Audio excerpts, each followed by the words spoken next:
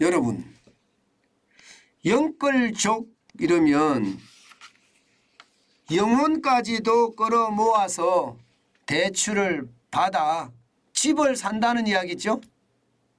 그러면 영털족은 뭘까요? 영털족은, 영털족은요, 영혼까지 탈탈 털리는 대출이라는 뜻입니다. 그러니까 영끌족이 영털족이 됐다, 뭐 이렇게 표현할 수 있을까요? 그렇게 충분히 표현할 수 있을 것 같습니다. 저는 영끌족이 영털족이 되는 것 어쩌면 당연하다고 생각합니다. 왜냐고요? 여러분 이거 한번 보세요. 시중은행의 주택담보대출 변동금리 보세요. 이게 떨어진 거예요. 떨어졌는데도 7.41%입니다. 적지 않죠. 이게 10억이라고 가정을 10억 말고요. 1억이라고 가정을 해보자고요. 그러면 7.41%면 740만 원인가요? 740만 원, 741만 원이죠. 741만 원을 1억만 빌렸겠습니까? 적어도 3억을 빌렸다고 가정을 해보면 이게 적어도 말입니다. 이게 2,300만 원 정도 될 겁니다. 2,300만 원. 원로 따지면 200만 원 이상이 이게 이자로 나간다는 건데 이자로 나가면서 버텨낼 수 있을까요? 내 월급이 400만 원인데 내 월급의 절반을 주택담보대출 변동금리 이자 내는데 쓴다고 하면 여러분 어떻게 될까요? 여기에다가 원리금은 안 갚나요? 원리금도 갚아야 되거든요. 그러면 원리금까지 포함했을 때는 아마 250만 원 정도 될 겁니다. 그러면 내 월급에 진짜 50%가 넘는 금액을 들여서 주택담보대출 원리금을 갚아야 됩니다. 원금과 이자를 갚아야 됩니다.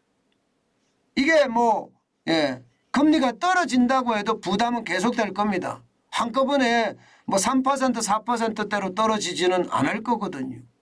실질적으로 한번 보세요. 하단이라고 하는데도 주택담보대출 변동금리는 4.78%입니다. 하단. 근데 이 하단 4.78%로 받은 사람은 굉장히 적을 겁니다. 상단 7.41%로 그렇게 또 많지는 않을지도 모릅니다. 그러나 6% 가까이 되는 것은 사실입니다. 고정금리조차도 상단이 6.96%고 하단이 4.63%거든요. 부담이 될 수밖에 없잖아. 영끌족 입장에서. 게다가 신용대출금리 보세요. 신용대출금리가 상단이 6.66%입니다. 하단이 5.492%고요. 적지 않잖아요. 영끌이라는 게 신용대출도 받고 주택담보대출도 받고 이것이 1금융권에서 받고 2금융권 3금융권 심지어 대부업에서까지도 받았다고 하잖아요. 그러니 영끌족의 이자 폭탄은 장난이 아닙니다. 금액이요? 여러분 금액 진짜 장난 아닙니다. 보세요. 2021년까지예요. 2021년까지. 지금 영끌족 20대 30대 세대의 부채를 보면 475조 8천억 원입니다. 1년 사이에 적어도 말입니다. 35조 8천억 원이 늘어났죠. 35조 2천억 원이 늘어났죠. 그러면 이것을 그대로 2022년도에 적용한다고 해보세요. 2022년도에 적용을 하면 어떻게 될까요? 당장 말입니다. 500 아마 10조 정도 되죠. 510조. 510조라는 건 2020년에서 2021년 늘어나는 기준으로 봤을 때 말입니다. 510조라는 것은 이제는 금리가 올라가면 진짜 심각해진다는 뜻이에요. 실제 영끌에서 집 산 사람들 요즘 집이 임의경매로 많이 넘어간다고 합니다. 임의경매로. 실제로 임의경매가 굉장히 많아졌고요. 심지어 강제경매도 굉장히 많아졌습니다. 그러니 영끌족이 영털족 됐다는 것은 지금 틀린 말이 아니다 이렇게 이야기합니다. 오죽했으면 영털족 영혼까지 탈탈 털리는 대출이다 이런 표현이 나왔겠습니까? 그만큼 말입니다. 이자에 대한 부담감이 커졌다는 이야기가 되는 거고요. 예, 여기에다가 실질적으로도 영털족이 되었다는 것을 보여주고 있습니다. 지표로. 2022년 11월에 여러분, 예, 서울 아파트 매수 비중 중에 영끌족이 차지하는 비중이 29.8%까지 떨어졌습니다. 심지어 말입니다. 지난 6월에는요. 역대 최저인 24.8%까지 떨어졌어요. 이게 뭐 영끌족의 패닉 바잉이다 이런 말이 나올 때만 하더라도 2020년, 2021년인데요. 이때는요. 2021년 1월에 44.7%까지 올라갔고요. 7월에는 44.8% 역대 최고치를 기록을 했습니다. 그러던 것이 지금은 뭐 24.8%, 29.8% 결국은 30% 미만으로 떨어졌다는 이야기인데 이것은 결국 이자 폭탄에 영끌족이 버티지 못한다 이런 얘기도 된다는 이야기입니다.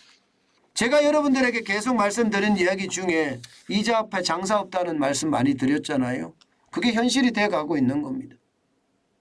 저는 이 영끌족 집값이 계속 떨어졌을 때 또 이자는 지금 정부가 나서서 낮추기는 하지만 여전히 높은 숫자거든요. 이것이 길어질 때 길어질 때 여기에다가 경기 침체까지 가속화될 때 과연 계속 버텨낼 수 있을까?